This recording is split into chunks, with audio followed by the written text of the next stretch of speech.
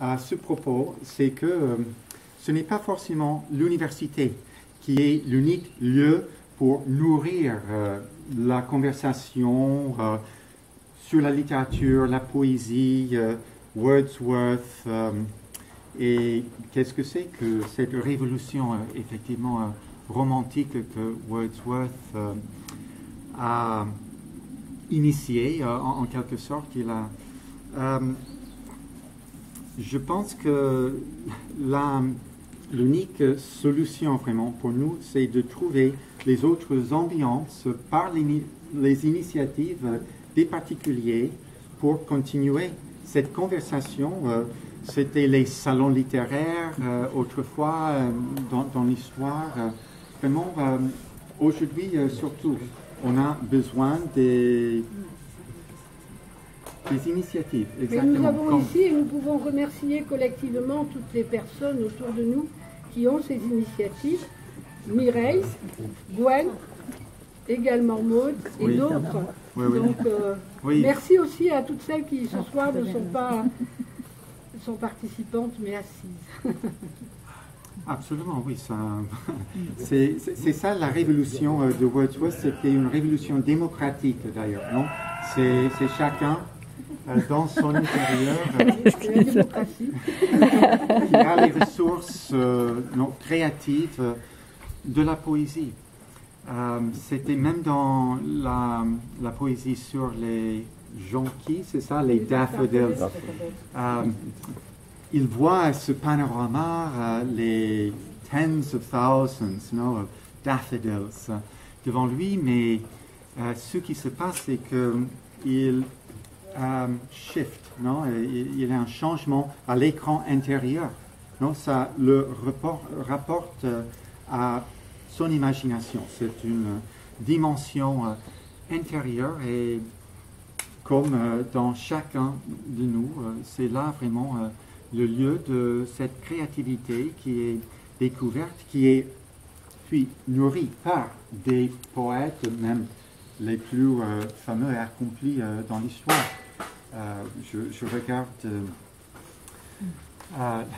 notre ami qui va parler tout à l'heure. Un poète accompli, c'est ça que tu voulais dire? Oui, parce que... Lui, il veut parler de Pétrarque. Voilà, parce que nous avons en commun, nous avons un intérêt en commun pour Dante.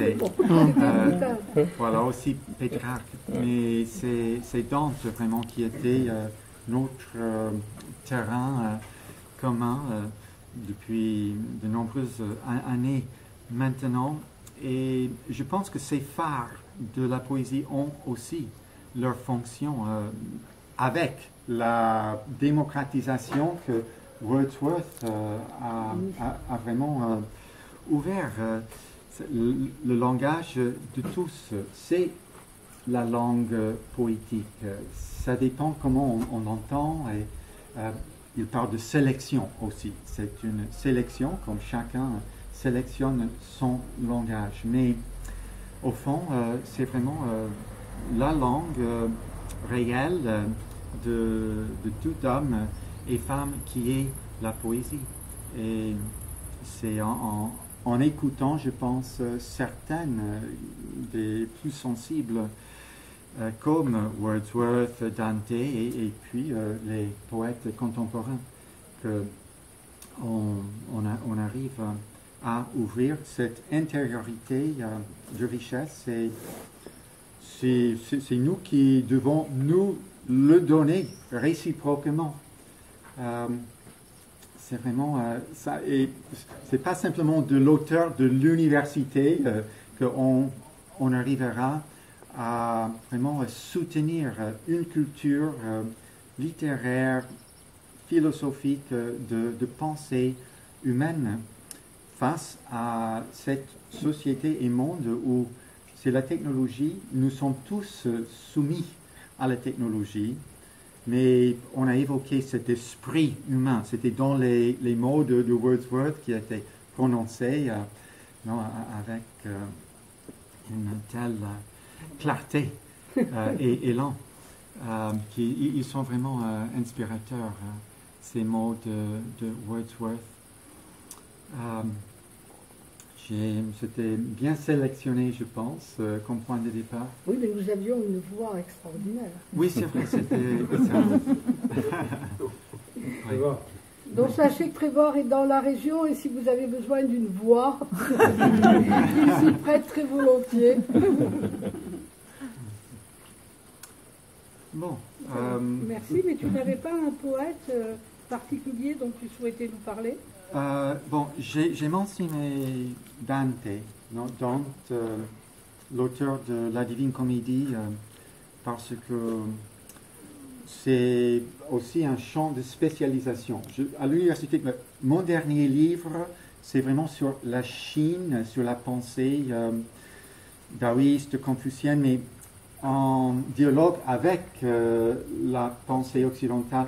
En effet, mon thème central, c'est l'indicible. Un autre livre s'appelle La philosophie de l'indicible, A Philosophy of the Unsayable. Et ça, c'est dans la poésie, c'est dans la philosophie, dans la religion, la théologie négative. Tout ça pour évoquer un peu mon monde intellectuel. Mais il y a un poète en particulier qui est central pour mon inspiration et c'est Dante. Parce que la poésie pour Dante, c'est une révélation théologique. Théologique, qu'est-ce que ça veut dire? C'est l'ouverture envers l'infini, envers l'éternel. C'était le premier mot, non? C'était... le premier mot de la Divine Comédie? Le premier mot de la Divine Comédie? Non. De cette soirée. Ah oui, oui. C'était cité de Wordsworth. C'était quoi il y avait quand même eternal.